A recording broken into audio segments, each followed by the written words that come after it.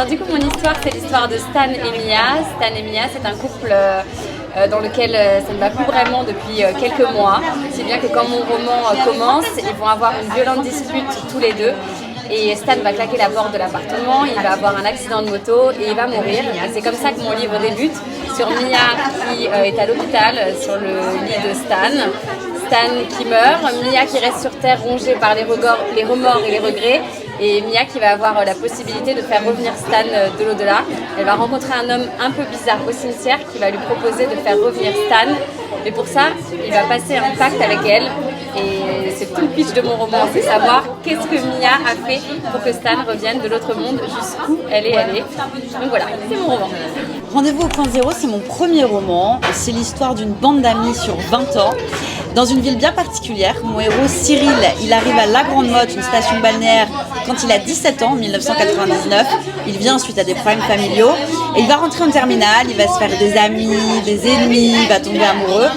Et il va se passer quelque chose, la nuit du passage à l'an 2000, la nuit du 31 décembre 1999, un drame qui va changer le cours de la vie de tous ces gens, de toute la petite bande qui va se dissoudre et chacun va finalement poursuivre son chemin loin des uns des autres. Mais malgré tout, ils vont être amenés à se retrouver tous les 10 ans autour de cette ville de La Grande Motte, peut-être parce qu'il y a des choses qui n'ont pas réglé. Voilà, j'espère que ça va vous plaire, ça s'appelle Rendez-vous au point zéro. Et coucou Booktube, alors j'ouvre un nouveau vlog, on est mercredi, donc je l'ouvre très tard, la semaine a déjà bien avancé, malheureusement j'ai pas eu le temps de vous prendre plus tôt, donc on va faire un petit rattrapage de plein de choses, pardon. Déjà je teste mon nouveau micro, cette fois j'espère qu'on est bon parce que je viens de mettre plus d'une demi-heure à essayer de comprendre comment tout ça se connectait, donc j'espère qu'on est bon parce que voilà, après tous les tests que j'ai fait, j'espère que c'est la bonne. Donc, je vous reprends. On va commencer par l'événement auquel j'ai participé hier soir. J'étais chez Pocket. Ah, je pensais que c'était écrit sur le sac, mais pas du tout.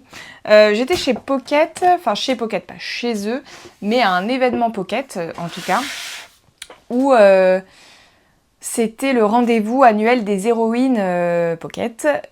J'ai déjà participé l'an dernier. En fait, à chaque fois, c'est un rendez-vous où Pocket met en avant 3 de leurs autrices qui ont été publiées dans l'année, qui méritent davantage de visibilité et qui parlent de femmes. Si je ne me trompe pas, c'est ça, plus ou moins. En tout cas, ça met en avant des autrices. Ça, c'est certain, et qui ne sont pas les plus connues. L'année dernière, il y en avait 3 aussi. C'était Alice ou Alia? Je crois que c'est Alia Cardin, je suis sûre du nom de famille, mais j'ai un doute sur le nom de famille. Il y avait la petite pharmacie littéraire, un truc comme ça, c'était une autrice italienne. Et la troisième, c'était Karine Lebert, si je dis pas de bêtises, qui là était une autrice normande et qui avait écrit un roman sur l'aviation. Enfin sur les femmes en tout cas dans l'aviation pendant la guerre, je crois, si je dis pas de bêtises. Voilà, donc ensuite, là pour cette année, c'était 3 autres autrices, dont 2 que j'avais déjà repérées, enfin une que je connaissais, et la 3e découverte. Alors, j'ai dans mon petit sac 3 romans, donc on avait La collectionneuse de secrets de Sally Page, qui était britannique, on avait Rendez-vous au point zéro de Frédéric Le Ternier, et en fait du coup j'ai emmené mon petit exemplaire et un exemplaire, enfin l'exemplaire que j'ai eu, que je vous ferai gagner sur mon compte Instagram début juillet. Je pense que je ferai un concours avec plein de choses, enfin plein de livres poche, et notamment je crois exclusivement Pocket et Coralie Jeanne avec Et si tu revenais. Donc je vais juste vérifier lequel est le mien, parce que je vois qu'il y en a un qui a un peu morflé sur la dédicace. C'est celui du concours. Ouais, celui-là, c'est le mien. J'ai pas du tout regardé les dédicaces, d'ailleurs. J'étais très contente de pouvoir rencontrer Frédéric Le Ternier, parce que j'ai adoré ces 2 romans. Donc moi, j'ai déjà lu Rendez-vous au point zéro et Plein feu très récemment, dont je vous ai parlé. Et en fait, quand je dis il a morflé, c'est qu'il y a une petite bavure de stylo là. Donc vous le saurez sur le concours. parce que la manière dont l'a signé l'autrice, son stylo a dû riper, je pense. J'essaie de vous montrer à quoi ça ressemble pour le concours. Bon, en fait, vous voyez là, c'est la continuité de sa signature ici. Donc voilà, c'est un petit rien de méchant, j'espère, pour ceux qui voudront participer. Donc on avait ces 3 autrices à l'honneur, donc 2 françaises et une anglaise. Très intéressant, des romans très différents. On est là donc avec une histoire d'amour à la Grande Motte sur une vingtaine d'années, moi dont je vous avais déjà parlé, que j'ai vraiment beaucoup aimé. La plume de Frédéric Le Ternier, voilà, est top. On est sur un premier roman et voilà. Ensuite, on a Coralie Jeanne où là c'est plutôt une romance mais avec une petite pointe paranormale. Si je ne me trompe pas, enfin non, ça je suis sûre. C'est plutôt... est-ce que c'est son premier roman? C'était ça qui m'intéressait, j'ai un doute. Je crois. Parce qu'elle en a sorti un deuxième là chez XO, mais âgée d'une trentaine d'années, est une ancienne animatrice radio, ça s'entendait. Elle est aujourd'hui rédactrice de presse féminine. Enfant, elle pouvait lire jusqu'à 3 livres en même temps. À 11 ans, elle écrit sa première histoire, celle d'une petite fille qui voyageait dans les tableaux qu'elle peignait. Et si tu revenais, paru aux éditions XO en 2024, est son premier roman. Voilà, donc ça c'est le premier.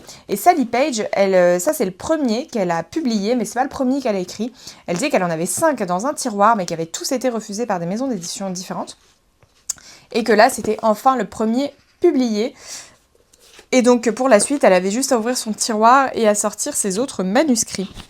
Voilà, donc je suis très curieuse. Alors celui-ci, j'avoue que c'est celui qui me tente moi le moins. C'est pas qu'il soit, qu'il me donne pas envie, je vais vous lire le résumé. Mais c'est pas celui qui me tente le plus. Bah, Rendez-vous au point zéro, je l'ai déjà lu. Et du coup, Et si tu revenais me tentait bien. J'avais vu pas mal d'avis sur les réseaux. Et donc là, alors le résumé, je vous le lis. Janice, la cinquantaine, est femme de ménage la meilleure de Cambridge, selon ses clients qui apprécient sa gentillesse, sa discrétion et les menus services qu'elle rend. Mais guère aidée par un mari qui la rabaisse sans cesse, Janice se sent insignifiante. La seule qualité qu'elle se reconnaît est une grande capacité d'écoute qui lui permet de collectionner secrets et histoires que les gens lui confient. Un jour, l'une de ses clientes lui demande de s'occuper de sa belle-mère âgée de 92 ans. D'abord réticente, Janice accepte à condition que l'acariâtre Madame B lui raconte son histoire. Et si sans le savoir, ce duo improbable était en passe d'inventer une thérapie du bonheur. Donc en soi sur le papier, oui ça pourrait me plaire, mais je sais pas du tout si je vais y aller, honnêtement. Donc celui-ci c'est sûr, il sera lu. Il a pas l'air très long en plus, ça me plaît toujours.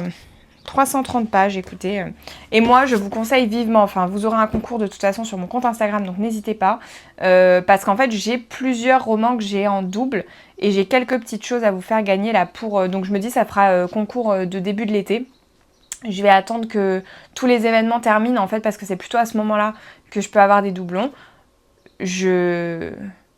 Je fais tout ça et une fois que ces événements seront terminés, je vous posterai le concours avec les doublons que j'ai. Donc déjà celui-ci, je peux vous le dire et vous le garantir, il y sera.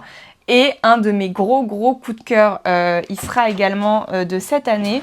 Il est quelque part par là. Je l'avais acheté en fait en librairie parce que j'avais été voir l'autrice et j'avais rien à lui acheter ce jour-là. J'avais déjà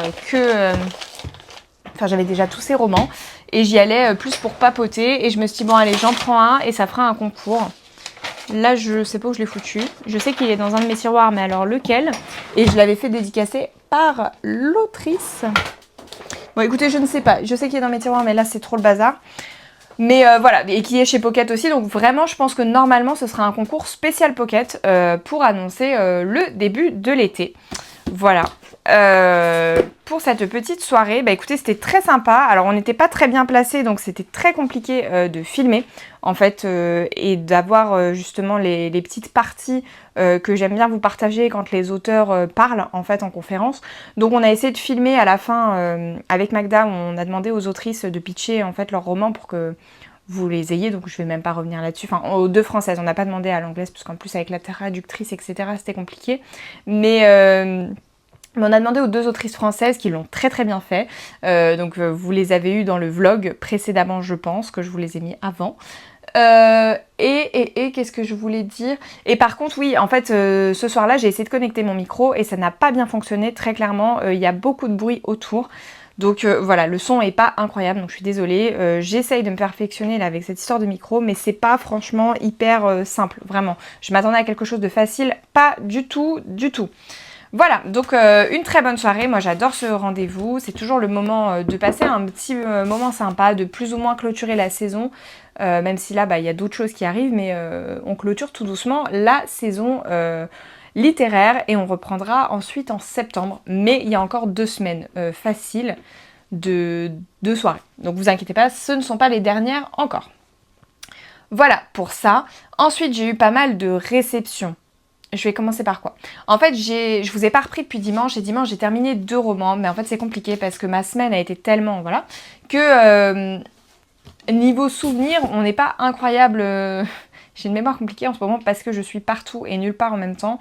J'ai commencé un autre roman que j'ai mis de côté, voire abandonné parce que ça n'allait pas. J'ai commencé un 2e roman aujourd'hui, donc voilà. Donc j'ai terminé La Meute d'Olivier Bal en audio dimanche, roman que j'ai énormément aimé. Je ne pensais pas qu'il serait aussi politique, qu'il serait aussi ancré dans notre réalité, mais vraiment. Là, l'auteur, il est vraiment à creuser sur les extrêmes, notamment à droite, mais également à gauche. Et de comment notre société peut vivre avec ça, où est-ce que ça peut amener. Alors je sais plus exactement, parce que vraiment ça je l'ai écouté en audio, mais sur un long terme, enfin sur un long timing, donc je ne sais plus exactement à quel moment il se passe certaines choses, donc je vais en dire le moins possible pour ne pas spoiler, mais on a une équipe de flics qui enquête autour de ça, autour de ces extrêmes, autour de cette meute en fait, enfin la meute c'est vraiment le nom de ce groupe extrémiste en fait, et de ce qu'ils vont faire.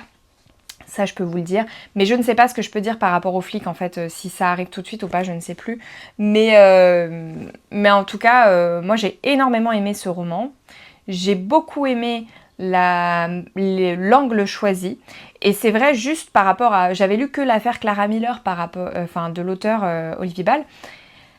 Et du coup, c'est totalement différent comme genre, parce qu'avec l'affaire Clara Miller, on est avec un journaliste, on est avec une affaire un peu de famille, un peu bling-bling aux États-Unis, etc. Que là, La Meute, on est vraiment dans ancré réalité française, politique, qu'est-ce qui se passe, quelles sont les dérives, quels sont les dangers, etc. Et du coup, rien à voir. Enfin, c'est vraiment le grand écart entre les deux. Je vous conseille vivement les deux. Après, à voir ce que vous aimez en termes de genre. Moi, j'ai aimé vraiment ces 2 genres-là, mais sachez qu'ils sont tous les 2 très différents, et donc peut-être qu'il n'aura pas le même lectorat pour ces différents romans. Parce que on n'est pas du tout sur les mêmes sujets, quoi. Moi, j'ai beaucoup aimé. Je l'ai trouvé extrêmement pointu, extrêmement juste par moments. Les personnages sont attachants. En tout cas, je pense notamment à Sophia, et ça m'a fait très bizarre parce que c'est le prénom de ma sœur et que c'est quand même très bizarre d'avoir le prénom de sa sœur dans un rôle comme ça. Et puis comme je l'ai fait en audio, du coup, ça me parlait. Et ce que j'ai dit à l'auteur quand j'ai rencontré, je dis ça me fait bizarre, j'avais jamais eu le cas. Enfin, s'il y avait un roman de Serena Giuliano avec une Sophia, mais différent. Enfin, c'était pas du tout les mêmes thématiques. Que là, ouais, ça m'a fait un peu bizarre. Mais non, vraiment prenant. C'est un petit pavé, hein, il fait plus de 500 pages. Mais moi, je vous le conseille vivement. Si vous aimez les thématiques que je viens de vous citer, j'ai beaucoup aimé. Ensuite, j'ai terminé Elma aussi dimanche d'Eva Björg à Guise Dautir, qui est le tome 1 de sa saga sur Elma. Donc le tome 2 est Les filles qui mentent, que je n'ai pas, enfin que j'ai dans ma palle, mais du coup pas du tout encore commencé. Je sais pas si j'ai les autres tomes là. Non, c'est pas écrit forcément vu que c'est le tome 1. J'ai beaucoup aimé découvrir ce personnage. Je me suis beaucoup attachée à Elma. J'ai beaucoup aimé également l'enquête en fait, qui était très frigorifiante dans ce polar nordique islandais, parce que du coup là avec les chaleurs en plus du moment, je suis partie en Islande, dans ce froid, en plus je crois qu'ils sont vraiment au mois de décembre, hein, à Crâne, alors on voit, ouais c'est ça, décembre, parce qu'en fait il y a vraiment les dates à chaque chapitre, et donc on est dans une plus ou moins double temporalité, entre les années 90 et 2017, en 2017 en fait on est sur le passé de la personne qui est morte, et pas du tout, dans les années 90. Donc 90 passé de la nana qui est morte, et 2017 on suit Elma dans son enquête, etc. Et quand je dis on est dans le passé, c'est 3 pages, et ensuite on a des chapitres plus conséquents sur Elma. Donc en fait on nous donne des petites pointes du passé, au fur et à mesure on commence à découvrir, on ne sait pas en fait à la base qui est ce cadavre qui a été découvert je sais même plus où. Bref, peu importe où il a été découvert. Mais donc Elma, en fait, vient à la base de Reykjavik. Et pour plein de raisons personnelles, elle retourne dans son village qui est Akran. Et on n'est pas du tout sur la même chose et le même standing, les mêmes moyens que peut avoir Reykjavik. Voilà, pour vous donner un petit contexte. Moi, en tout cas, Elma, j'ai beaucoup aimé ce personnage, que ce soit dans sa manière d'enquêter. J'ai beaucoup aimé la plume de l'autrice également, que j'ai trouvé fluide et qui nous embarque rapidement. Et découvrir la vie personnelle, en fait, d'Elma aussi. Donc, je pense réellement que c'est une saga à lire dans l'ordre, parce qu'on apprend quand même pas mal de choses sur la vie perso de l'enquêtrice, qui est inspectrice, je crois. Anciennement inspectrice de la brigade criminelle de Reykjavik, donc c'est ça. Mais vraiment, on apprend pas mal de choses sur son passé, son ancienne relation, qu'est-ce qui fait qu'elle est partie de Reykjavik, etc. Donc moi, je vous conseillerais de le lire dans l'ordre. J'ai beaucoup aimé, je retournerai avec Les filles qui mentent avec plaisir. J'ai trouvé le rythme bon, c'est pas le truc effréné, pas du tout, mais je trouve que le rythme se tient, c'était chouette. Voilà, donc très curieuse de découvrir la suite. Ensuite, on passe à mes réceptions. J'ai oublié la moitié en bas? Mais non, je suis montée avec plein de trucs. Mais je suis montée avec quoi, là? J'ai pas pris toutes mes réceptions. J'ai celle du jour et j'ai pas celle d'hier. Donc il va falloir que je redescende. Ok, bon, on va faire celle du jour et je vous fais celle d'hier. Après, j'irai les chercher. Du coup, aujourd'hui, j'ai reçu dans ma boîte aux lettres la dernière révélation Pocket qu'il me manquait, Où l'amour demeure, de Sarah Winman, qui n'est pas des moindres. C'est le plus gros pavé, je crois, qu'on a eu dans les révélations. Il fait plus de 650 pages. Et je vais vous lire le résumé tout de suite. Toscane, 1944. Alors que les combats font rage pour la libération de l'Italie, deux êtres que tout sépare sont réunis par le hasard. Lui est un simple soldat britannique. Elle, une historienne d'art déjà âgée, chargée par l'armée de sauver les chefs-d'œuvre en péril. À l'abri des bombes, sous les voûtes d'une cave à vin, leur amitié se noue, immédiate. Elle sera fondatrice. Bien des années plus tard, la paix revenue et Ulysse rentré en Angleterre, une lettre de Toscane lui parvient. Comme un rappel à placer sa vie sous le signe du beau, de la joie, là où tout a commencé, là où l'amour demeure. Voilà. Et ensuite, on nous dit, Sarah Winman signe un roman lumineux, véritable hymne à la beauté, à l'amour et aux familles de cœur. France Dimanche. Bouleversant, intelligent, poétique et drôle, ce roman est un véritable rayon de soleil. Donc voilà, je pense qu'il sera très bien pour l'été. Ce n'est pas dit que j'arrive à le lire cet été. Mais voilà. Écoutez, pour la dernière petite réception qui nous restait à recevoir, qui ne sont pas celles du mois de juin, je vous les ai déjà montrées, je les ai déjà reçues. C'était la fameuse du mois de mai qui nous manquait dans le paquet le mois précédent. Et il est sorti du coup le 7 mai, il est au prix de 11,20 €. Et il fait 656 pages du coup. Voilà pour cette petite réception. En tout cas, j'aime bien la couve. Hein. Ça fait vraiment estival avec les petits citrons, etc. Et un peu italien, ça aurait pu faire portugais aussi. Ensuite, aujourd'hui, dans ma boîte aux lettres, j'avais la belle réception du carnet de lecture de Triple L de Mag, donc Magdalena, que vous pouvez retrouver sur Instagram, YouTube, Babelio et TikTok. Voilà. Je le trouve très très beau ce carnet. Vraiment, j'aime beaucoup. Donc c'est un carnet de lecture spécial polar. Et je trouve qu'il est vraiment hyper chouette. Donc on a le petit flingue, on a la petite horloge, les petits... comment on appelle ça, enfin, les trucs police là pour pas qu'on passe. Les trombinoscopes. Non, franchement, il est hyper chouette. La petite machine à écrire très Agatha Christie. Ouais, très Agatha Christie, parce qu'on a une petite tasse de thé derrière. Donc, en quoi il consiste ce petit carnet de lecture? Je l'ai feuilleté là ce soir, je le trouve vraiment hyper chouette. Ah, j'avais pas vu. Matériel, plaid, carnet et crayon, thé ou café, planche de signet. Ils sont juste là, j'ai prévu de vous les montrer après en plus. Marque-page, etc. Enfin, je vais pas vous lire le détail, vous découvrirez vous-même. Je disais après, on a une petite page pour mettre ce carnet appartient à, etc. Rappel des sous-genres, la wishlist. Qu'est-ce qu'on a d'autre? Elle est courte la wishlist, moi j'ai beaucoup plus de livres que ça. Mes livres prêtés, bon ça normalement j'en aurais pas. Les livres empruntés, Enfin, plutôt des livres empruntés, j'en aurais pas, pardon. Livres à offrir. Mon budget lecture, alors je n'oserais jamais remplir cette page. Ça va être... Mais pour ceux qui veulent suivre, c'est super. Il y a la fameuse carte du monde à colorier en fonction des auteurs que vous avez lus, les challenges qu'on peut se fixer personnellement, les trackers mensuels et je disais, et les trackers quotidiens, etc. Enfin, il y a plein de choses par mois, etc. Je suis désolée, en fait, ça coupe parce que j'ai plus beaucoup de place dans mon téléphone encore. C'est un vrai sujet. Et ensuite, on a les fiches de lecture, donc j'ai lu, qui se présentent comme ça, avec le titre, l'auteur, et la petite subtilité, c'est le nom du coupable, vu que c'est spécial polar. Voilà, moi en tout cas, qui suis pas très carnet de lecture, et je peux vous dire que celui-ci, je pense que je vais m'en servir, parce que je le trouve hyper fun, hyper cool, assez... j'ai pas le mot, mais entraînant pour faire plein de choses, et... des activités un peu différentes. Voilà, donc moi je l'ai reçu en service de presse du coup, mais je suis trop contente. Voilà.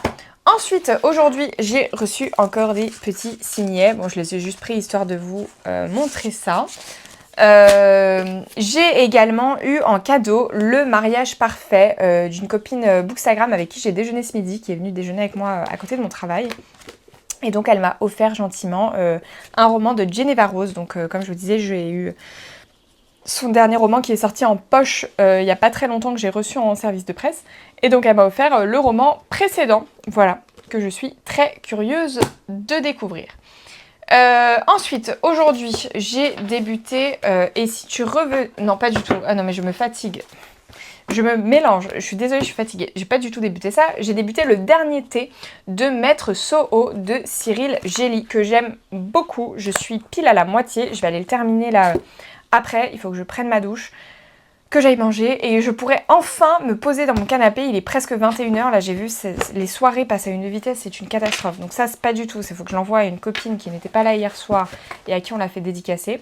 Voilà pourquoi il était protégé dans la pochette à livres. Je vous en parlerai plus tard, mais en tout cas, vraiment, je le trouve hyper poétique. C'est un conte sur le thé, sur les samouraïs, etc. et que j'aime beaucoup, vraiment. Voilà, donc j'ai pris tous mes petits papiers presse pour vous les lire, mais j'ai pas ramené les livres, donc je reviens. Et donc, j'ai reçu hier, non, même pas hier, c'était avant-hier, Le Lagon de Catherine Cooper. J'aime beaucoup la couve, il me tentait énormément ce roman. Donc il est à paraître chez l'Archipel à la fin du mois. Alors, c'est le 26 juin, voilà, c'est ça. Il est au prix de 22 € et il fait 320 pages. Je vais vous lire le peu qu'on nous en dit. Alors ça, le papier presse, il est pas hyper bon sur le résumé, c'est pour d'autres choses. Donc je vais vous lire la quatrième de couve plutôt, ça sera plus intéressant. Quelques journalistes et influenceurs, triés sur le volet, sont invités aux Maldives dans l'hôtel de luxe que dirigent Henri et Ophélia. Le voyage de presse ultime.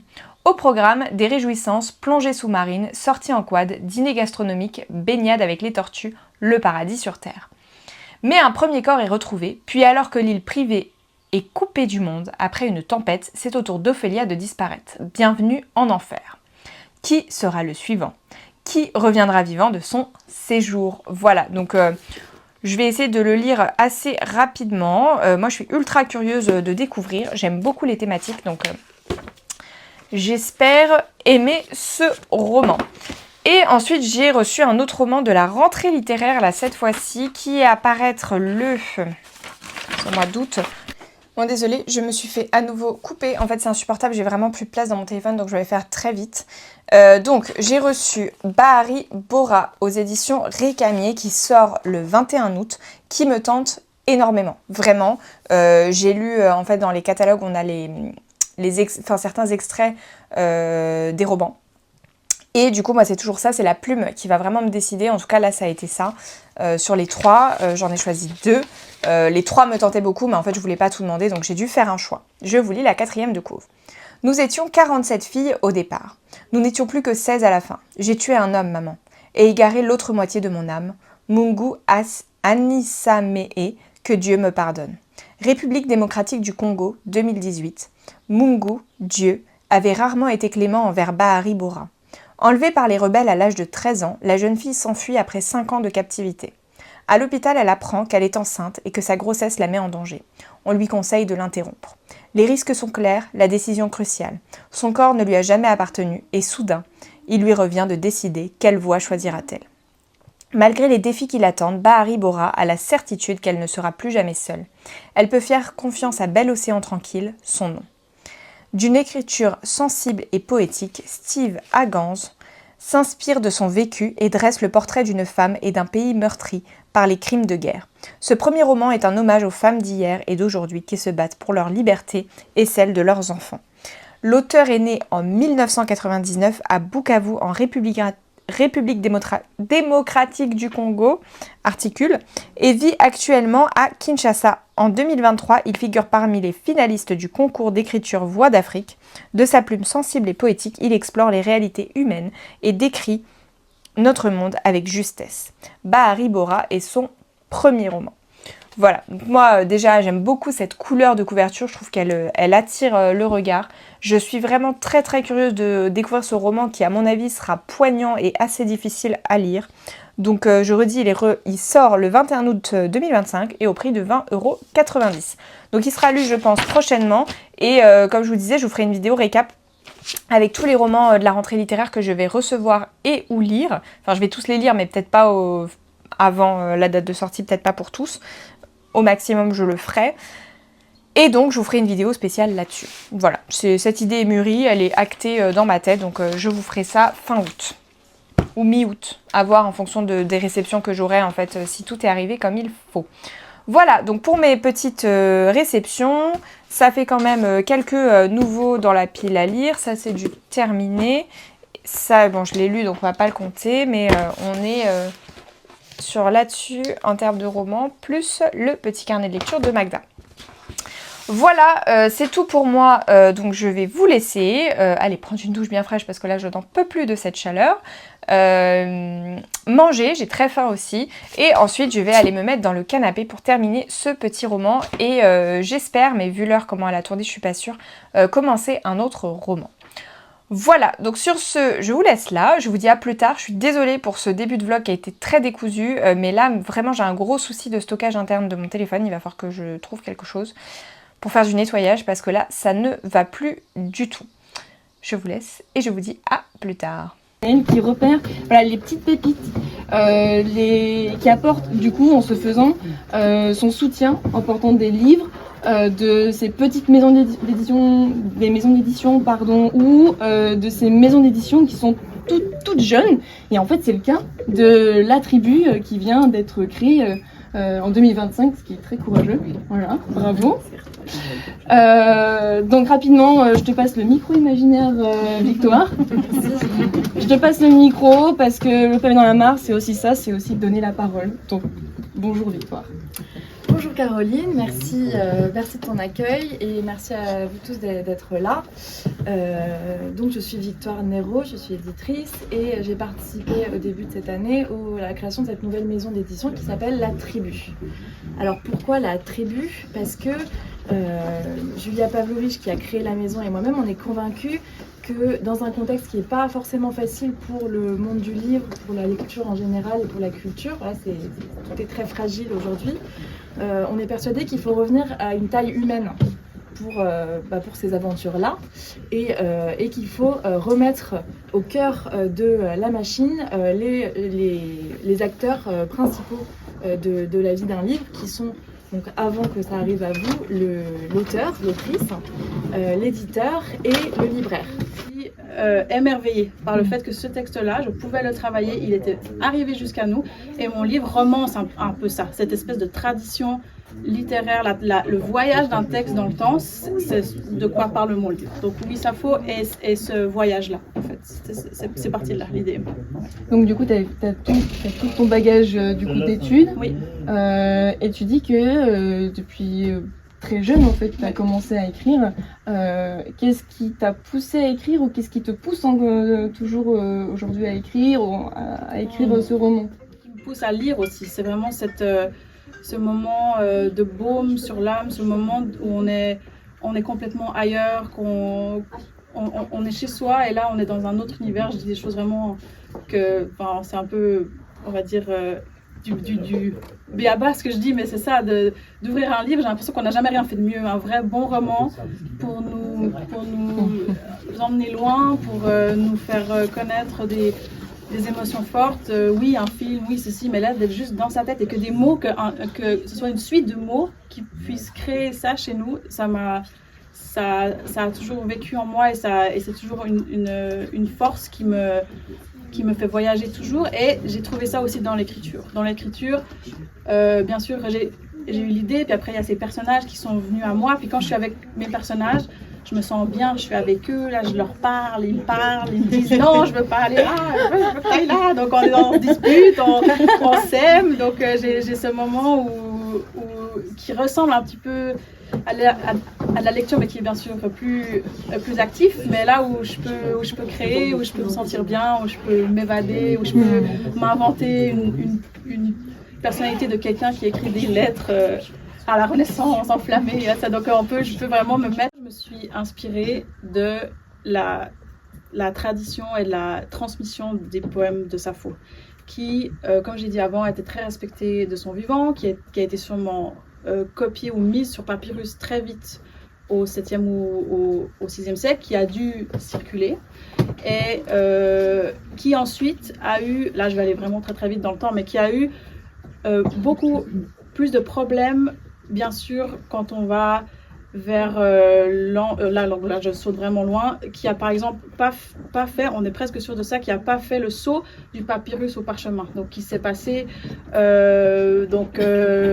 au moment surtout où l'Empire romain devient chrétien, la force de frappe pour aller recopier des textes est chrétienne, ça copie dans les abbayes, on veut des textes qui sont chrétiens, on ne veut rien de païen, surtout pas. Et donc en fait, il y a eu peut-être des textes qui circulaient encore à la fin de l'Antiquité, mais on sait qu'on a perdu en fait le cœur du corpus de Sappho peut-être à cette époque-là. Ça a aussi peut-être brûlé avec les bibliothèques d'Alexandrie, etc. Il y a eu beaucoup d'obstacles en fait sur le chemin. Et pendant par exemple tout le Moyen-Âge, forcément, on n'avait plus de texte, la base du texte, on n'avait plus de texte de Sappho à recopier. Donc si on la gardait en tête, c'était chez d'autres. Elle a été citée par des lexicographes, elle a été citée par Ovide, par exemple.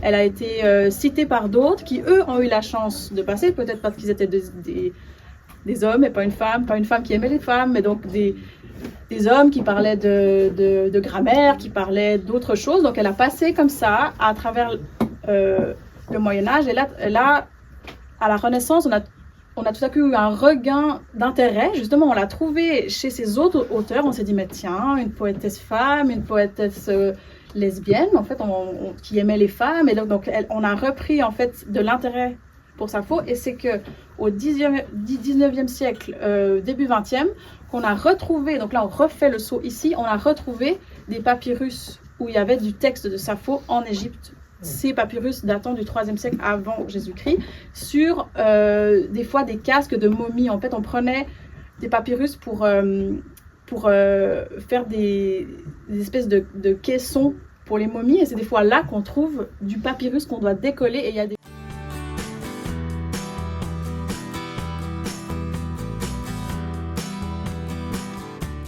Et coucou Booktube, alors je vous reprends, on est samedi, on va clôturer le vlog ici, mais avant ça, j'ai pas mal de choses à vous dire sur mes dernières lectures et la soirée à laquelle j'ai participé hier soir. On va commencer par ça.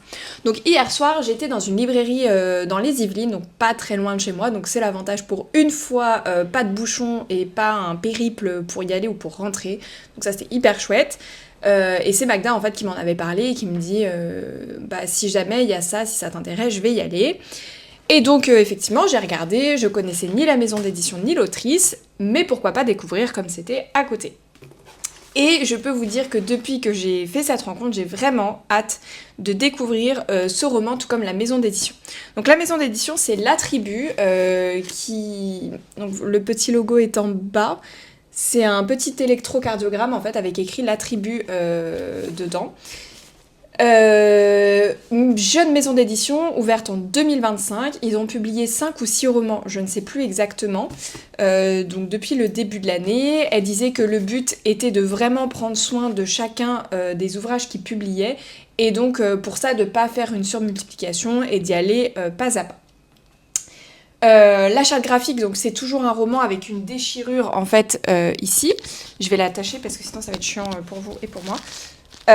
Et donc on a cette déchirure avec quelques mots en fait qui donnent une idée sur ce qui va se passer dans le roman. Donc là ici c'est l'histoire d'un poème interdit qui a traversé les siècles. Et effectivement ça résume très bien ce qu'on nous en a dit. Et j'aime beaucoup où ils ont mis une enluminure avec... qui va totalement avec le récit de ce roman. Donc, moi, maison d'édition qui me tente beaucoup, ils n'ont pas fait que de l'historique, pas du tout, ils ont été vraiment dans plusieurs genres différents. J'ai regardé un peu les résumés, du coup, hier, il y en avait 3 autres, si je me trompe pas, 3 ou 4, en tout cas, qui étaient là dans la librairie, et donc j'ai regardé un petit peu, et effectivement, ça me tente beaucoup, ça a l'air vraiment quali. Alors celui-ci était au prix de 22 € parce qu'il est un peu plus épais. Il y en avait un plus petit par exemple qui était à 19,50 €, qui faisait 200 pages à peu près je crois. Mais j'aime bien le papier, j'aime bien le texte est quand même assez aéré. C'est pas écrit hyper gros mais c'est pas écrit hyper petit non plus. Donc ça m'a l'air plutôt confortable. Pour celui-ci les chapitres ont l'air assez courts. Et donc ce roman c'est Le secret de Tircé. Tircé qui est un personnage inventé. D'Aline Desarzen. Je vous mets là le nom de l'autrice, je ne sais pas comment on le prononce. Et donc l'autrice est suisse, mais elle vit à Montréal depuis 16 ans, donc voilà, petit parcours somme toute un peu différent, on va dire. Elle est passionnée par l'antiquité grecque et romaine comme l'héroïne de son premier roman. Et donc l'héroïne de son premier roman, c'est... Paola ou Tircé, je ne sais plus. Non, c'est Paola, c'est ça. Tircé, c'est le mythe, je crois qu'elle va chercher. Voilà. Parce qu'elle nous a dit plein de choses, mais assez mystérieuses aussi, forcément, pour qu'on puisse découvrir. Elle est revenue sur son parcours, du coup, l'autrice, où elle a fait énormément d'études de lettres classiques. Donc c'est même elle qui a fait certaines traductions en grec dans ce roman-là. Donc, personne très érudite. Justement, c'était un peu notre crainte avec Magda, c'est ce qu'on se disait, que le livre soit trop complexe, en fait, et que le texte soit très très dense, et en fait, que ce soit la libraire qui était là, l'autrice, ou même les quelques personnes qui avaient lu le roman qui étaient présentes, donc les lecteurs, on dit que c'était vraiment très accessible, que c'était page-turner, que vraiment, ils étaient à ne pas pouvoir lâcher le roman avant d'aller dormir, et ça nous a totalement convaincus, vraiment plus, donc très très curieuse de le découvrir et je vais vous lire le résumé, comme ça vous donnera une petite idée. C'est bon, je vérifie que tout est au vert. Alors, la vie de Paola, jeune chercheuse en littérature antique, se trouve bouleversée lorsque son directeur de thèse la lance sur la piste d'une découverte stupéfiante. Un mystérieux poème, écrit en grec ancien, aurait traversé plus de 2000 ans d'histoire. Ce texte sulfureux, racontant l'amour entre 2 femmes, a été secrètement transmis depuis l'Antiquité, copié sur un papyrus, cousu dans la doublure d'un vêtement, sauvé des flammes de l'Inquisition, caché dans les entrailles d'une abbaye, puis presque oublié. Pour le retrouver, Paola part à l'aventure et remonte le fil de l'histoire. Elle découvre le destin de Tircé, fille rebelle de l'Antiquité, qui aima la grande poétesse Sappho. Donc c'est surtout autour de ça dont elle a parlé hier. Celui de Thomas, moine copiste au Moyen-Âge, celui de Théodore, au XVIIIe siècle, à la recherche du poème pour séduire sa bien-aimée. Le secret de Tircé est une haletante chasse au trésor à travers les âges, tissée d'énigmes, de suspense et de passion. Voilà. Et donc elle nous disait que elle, ses inspirations, c'était un peu Ken Follett, pour ceux qui auront lu. Pour ma part, je ne l'ai jamais lu. C'est un auteur qui est dans ma wishlist, mais que j'ai jamais lu. Et je pense que même si je l'avais dans ma palle, en fait, ça me tente énormément, autant que ça me fait peur. Et le mari du coup de l'autrice qui était là hier disait que il aimait bien Ken Follett, mais parfois ouais, c'est un peu trop dense et la lecture elle est un peu... voilà. Donc je sais pas vraiment si c'est fait pour moi. Sur le papier ça me tente, mais voilà. Donc mélange de Ken Follett et je sais plus quel auteur elle a pu citer. Mais en tout cas qu'elle aimait beaucoup Fred Vargas, ça je me souviens, et je sais plus quel autre auteur, et elle disait que c'était un Indiana Jones un peu des temps modernes avec cette recherche dans l'Antiquité. Donc voilà, moi je suis vraiment très très curieuse de découvrir cette maison d'édition et ce roman. Il fait 416 pages. C'était très drôle parce que son mari était à côté d'elle quand je me suis posé la question et il nous a donné le nombre exact. Il était au taquet, c'était trop mignon à voir. Donc voilà. Très curieuse de découvrir. Et pour la petite info, du coup, cette maison d'édition-là, alors j'ai pas le titre en tête, c'est un livre rouge. J'essaierai de vous le mettre par là si j'y pense. Cette maison d'édition-là, du coup, a gagné le prix L cette année. Donc pour une très très jeune maison d'édition, ils ont déjà un super prix. Voilà, qui a été décerné, c'était cette semaine, je crois. Je me réhydrate de thé glacé avec cette chaleur incroyable. Ensuite, alors pour mes lectures, j'ai terminé le dernier Maître de Soho de Cyril Gély. Qui est plutôt un conte qui fait 160 pages, que j'ai beaucoup aimé. On va rencontrer ici Ibuki, qui est une jeune fille qui veut devenir samouraï, sauf que en tant que femme, on ne devient pas samouraï, donc elle va user de quelques petits stratagèmes pour le devenir quand même, et être formée par un maître, donc le maître Soho, et qui va lui apprendre bien plus de choses que l'art de l'épée ou du sabre, je sais plus comment ils appellent ça, très exactement dans le roman, quel est le mot exact, je pense que c'est le sabre. Et donc il va lui apprendre d'autres choses, et également l'art du thé. Et j'ai trouvé que c'était un roman qui faisait énormément de bien. Il n'est pas du tout complexe dans l'écriture ou quoi, pas du tout, mais il est très bien écrit, très joliment, tout en simplicité, et en apportant, je trouve, vraiment de jolis messages sur la vie, les valeurs qu'on peut avoir dans la vie, etc. Sur vraiment des choses très chouettes, j'ai relevé des petites citations qui m'ont bien parlé, et là, la première, ça commence par « Tu crois sans doute que le thé est insignifiant, car ce n'est en fin de compte qu'une tasse d'eau chaude, mais tu te trompes. » Et plein de significations sur le thé, sur ce que ça peut apporter en termes de rituels, etc. Et vraiment avec beaucoup de notions sur, je pense, la culture du Japon qui était très très intéressante. Moi vraiment, j'ai beaucoup aimé, il se lit en 2 heures, allez, on va dire, mais...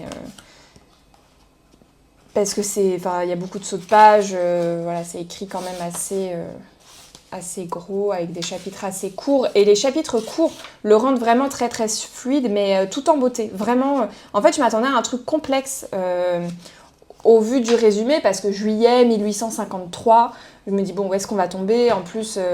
au Japon, etc. Et moi, je suis pas une grosse fan du Japon. J'aime bien découvrir certaines choses, mais j'ai pas une appétence dingue pour la littérature asiatique en règle générale. Et là, vraiment, ça m'a surprise et je me suis dit, ok, ce conte, vraiment, il fait du bien. Et quand on aime le thé, en plus, moi, j'adore ça. Donc, il y avait toute une sérénité, tout un truc de bienveillance avec ce petit conte que j'ai beaucoup aimé. Donc, en tout cas, si vous aimez ce type de lecture, moi, je vous le recommande vivement parce que... hyper bonne surprise. Si Point me l'avait pas proposé, je pense que j'y aurais pas été, en toute transparence. Mais là, vraiment, trop contente de l'avoir reçu. Et je pense qu'il aurait pas été aussi court, j'aurais peut-être pas dit oui, parce que, moi, perso, les pavés me font peur, surtout quand je suis pas certaine d'aimer. Genre, je parlais de Ken Follett juste avant, clairement, il me fait peur par ses 1000 pages.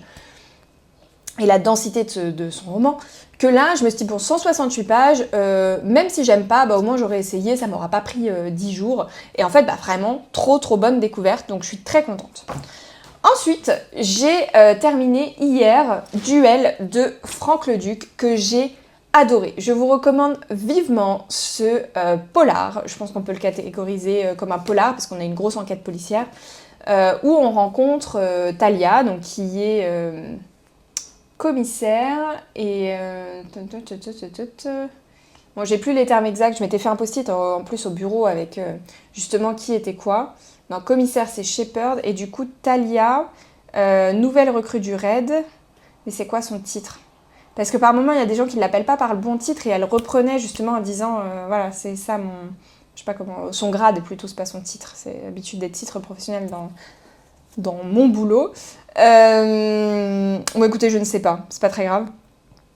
Mais hyper bonne histoire. Alors, je vais pas vous en dire trop sur ce roman-là, parce que moi, j'en savais pas grand-chose, et c'est ce qui fait aussi, je pense, que j'ai autant aimé, parce que j'adore plonger dans des polars sans savoir dans quoi ils vont m'emmener.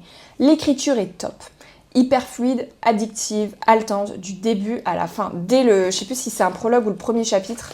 Je crois que c'est le premier chapitre. Ouais, il n'y a pas de prologue. Donc, premier chapitre, dès le premier chapitre, on est sur une intervention qui se passe pas hyper bien, avec un psychologue qui prend des décisions qu'il devrait pas. Et où, voilà, la conclusion n'est pas dingue. Et ensuite, on va être sur une affaire où, en fait, il y a 2 cars scolaires qui disparaissent dans la nature. Et en soi, de nos jours, c'est quasiment impossible. On a des caméras, il y a des antennes satellites absolument partout. Je sais pas comment sont pistées certaines choses, je connais pas tout. Mais c'est très très compliqué que des engins aussi énormes disparaissent de la surface de la Terre, quoi. Enfin, le trajet, ils le connaissaient, de ce que devait faire le car scolaire, etc. Et là, impossible de les retrouver. Sauf que ces cars scolaires, ils étaient pleins d'enfants. Non, j'allais dire quelque chose, mais je vais pas le dire, parce que je sais plus à quel moment ça arrive, si c'est plus ou moins au début ou plus de 100 pages, donc je vais pas aller là-dessus. Mais voilà, et on a cette enquête, on a ce truc où on comprend pas, les enfants ne savent pas qu'ils ont été kidnappés au départ, on les enferme en leur disant, voilà, c'est votre colonie de vacances, parce que oui, du coup, c'est même pas un car scolaire, je crois, ils pensent qu'ils sont en colo, donc en colo, ça doit être... En tout cas, c'est des enfants. Et il y en a un qui dit c'est quand même chelou ce truc, on nous enferme dans une pièce, on n'a pas le droit de sortir, on a des jeux vidéo à tire-larigot, alors les autres sont tous tout contents, et en même de c'est bon, pour une fois on n'a pas d'obligation, etc. Laisse-nous tranquille. Et lui il dit quand même, on était censé aller skier, on skie pas trop là. Et donc on suit à la fois ces enfants qui sont enfermés et l'équipe policière en fait qui va tout faire pour les retrouver, avec notamment Talia qui est en charge de l'enquête et de l'équipe qu'il y a derrière. J'ai beaucoup aimé le personnage de Talia, dès le début je trouve qu'on s'y attache assez rapidement. J'ai trouvé le roman en termes policiers vraiment très très bon. Il est hyper réaliste. Alors je connais encore une fois, je suis pas du métier donc je m'octroie pas quoi que ce soit, mais je trouve que ça se sent dans les termes employés, dans la manière de parler des personnages, dans plein de choses. Je voulais lire et j'ai oublié la bio, parce que j'ai vu après qu'il y avait une bio là de l'auteur. Ah, il a l'âge de mon père. De ce qu'il avait fait comme étude. Passionné d'histoire, de sport et de nature, il est révélé en 2018. Thriller scientifique. Ils disent pas. Ils disent pas ce qu'il a fait comme métier avant. Donc ça doit pas être flic, je pense pas. Enfin, je crois pas du tout que c'est un auteur flic. Mais en tout cas, les recherches qu'il a dû faire derrière, et quand je vois thriller scientifique, de toute façon, avant, je pense que oui, c'est quelqu'un qui fait beaucoup de recherches. Vraiment, moi, j'ai adoré. Je trouve que ça sonne vraiment juste. Tout ce roman sonne très, très juste. J'ai beaucoup aimé la fin. Voilà. Moi, je l'ai lu en 2 jours, alors qu'il fait 400 pages et que je travaillais. Mais bon, j'étais en télétravail, donc j'avais pas d'événement le soir ou quoi que ce soit. Enfin, hier, si, mais je suis rentrée à 22h et j'ai pu terminer ce qui me restait. Et du coup, comme je ne travaillais pas ce matin, c'était plus facile. Mais voilà, enfin, moi, je l'ai dévoré en 2 jours. Je trouve qu'il est prenant, qu'il est... Voilà, je vais pas en dire plus sur l'histoire, mais vraiment, pour les amateurs de policiers, je pense qu'il peut plaire sans aucun doute. Moi, je l'ai trouvé vraiment très très bon. En plus, on a une petite citation de Céline Dangean sur la couverture. Donc, je pense que ça veut dire beaucoup, parce que Céline Dangean est quand même une très bonne autrice. De polar également. Donc, vous pouvez foncer pour ce roman. Moi, je le recommande vivement. Et ensuite, ce matin, j'ai débuté L'Empathie d'Antoine Renan. Alors, ce roman me faisait autant envie qu'il me faisait peur. Enfin, en ce moment, il me fait plutôt peur qu'envie. Parce qu'on est sur un sujet qui, moi, peut être le sujet un peu de trop dans les romans noirs, en termes de description, etc. On est notamment sur des scènes, je sais pas si on peut dire ça sur YouTube, ou si on va être... Enfin, si on censure ma vidéo après... Donc de V qui se termine par un L en 4 lettres, voilà, on va le dire comme ça. Et donc moi c'est un truc que j'aime pas forcément lire, enfin vraiment qui va me rebuter. et me mettent pas forcément très bien. Et j'ai cru comprendre que dans ce roman-là, il y avait énormément de descriptions par rapport à ça. Et donc, ça me faisait assez peur de le débuter. Donc j'en suis à la page 67. Donc vraiment la débuter entre mon café ce matin et j'étais à la laverie pour laver ma couette et j'attendais, enfin et j'ai bouquiné un peu en attendant la fin du cycle. Pour l'instant, ça va. Il y a eu une scène déjà qui était waouh, un peu hard, un peu trash, un peu gore, un peu voilà. Donc je sais pas trop où est-ce qu'il va m'emmener. J'aime bien la plume, j'aime le rythme, en soi j'aime bien pas ce qui se passe, mais j'aime bien la plume, etc. Mais je sens que certaines scènes vont être vraiment très très difficiles à lire parce que là déjà, à page 66, j'ai déjà eu 2 scènes violentes, une plus soft que l'autre, mais je me dis ouais, page 66 quoi, enfin 67 bref. Donc à voir. Moi vraiment c'est le roman qui me faisait peur de ma palle parce qu'au début en fait je l'ai pris en sachant pas trop et parce qu'on m'a dit en fait quand j'étais au Quai du Polar, j'ai acheté au Quai du Polar il y a 2 ans, on m'a dit ah c'est génial Antoine Renan, faut lire celui-là etc. Et c'est vrai qu'il y a de très très très bons avis dessus. Mais sur des personnes un peu plus réticentes à lire ça, c'est aussi plus compliqué. Et là, j'ai commencé à entendre un autre discours qui est j'ai été traumatisée par ce roman, les scènes étaient trop pour moi, et j'ai psychoté sur certaines choses. Donc écoutez, à voir, je vais le lire, et puis on verra du coup si j'achète le tome 2 à Créteil la semaine prochaine ou pas. C'est pour ça que je voulais le lire avant Créteil, c'était un objectif. Pour me dire, voilà, je le sors de la palle, je l'ai acheté quand même il y a 2 ans. Je voulais le lire avant les Quais du Polar en fait, et j'ai pas eu le temps. Donc là, c'était l'objectif Créteil. Et je verrai ce que j'en fais. Non, ça, je sais ce que je vais en faire, mais est-ce que j'achète le 2 ou pas? Et je retournerai vers l'auteur pour son nouveau roman, là, qui est sorti en grand format, La fille de Jonathan Baker, je crois, un truc comme ça. Mais peut-être pas sur l'empathie. Voilà. Donc à voir. Écoutez, je découvre. Pour l'instant, vraiment, ça va, hein, mais je suis quand même très réticente par rapport aux thématiques. Voilà, donc pour cette semaine de lecture, d'événements, du coup 2 événements, un privé, un public totalement dans une librairie. Et du coup, j'ai terminé 2 romans. Ah, j'ai oublié de vous parler d'un truc. Attendez, je reviens. Je vais vous le chercher. En plus, je peux continuer de vous parler. Je vous laisse juste comme ça. Parce que j'ai terminé un livre audio dans la voiture, en plus, juste avant de rentrer. Et je me suis dit, c'est génial, je pourrais en parler en vlog. Hop, comme ça, je clôture. Donc, j'aurai terminé 3 romans cette semaine. Donc, j'ai terminé Entre ciel et loup de Lorraine Fouché, que j'ai beaucoup aimé. Et si vous voulez le lire en audio, je vous le recommande totalement parce que ça se fait super bien. Vraiment une super bonne lecture, très très touchante, avec des thématiques assez difficiles. On est sur une famille entre Paris et la Bretagne. Et il va y avoir des événements pas très rigolos, pas très joyeux. Et où la mère en fait va laisser des consignes pour que les enfants et que cette famille se ressoude, soit à nouveau réunie, etc.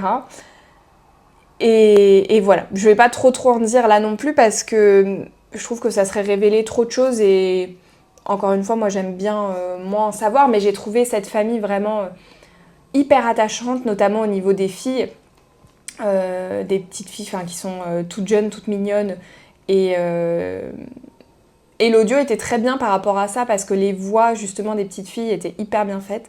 Il y a des événements vraiment pas hyper roses. Attendez-vous à ça, vous attendez pas à un truc hyper léger ou quoi. C'est pas si léger que ça. Je crois qu'il est même...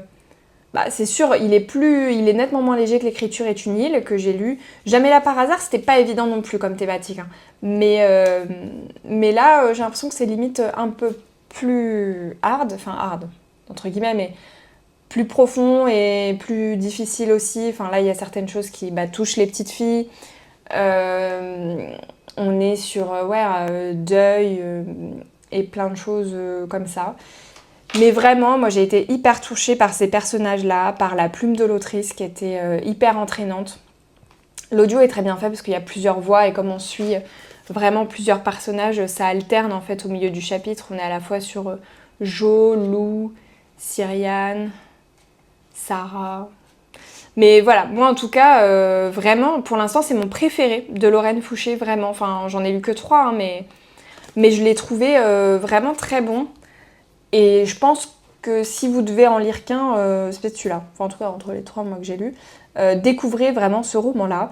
Je sais que certaines avaient moins aimé parce qu'elles s'attendaient, parce que j'en avais discuté à l'époque avec d'autres filles d'Instagram, on parlait bouquin, et qui m'avaient dit mais moi j'ai plus de mal avec ces romans-là parce que c'est pas si feel good que ça, je m'attends à un truc léger et on n'y est pas du tout. Effectivement.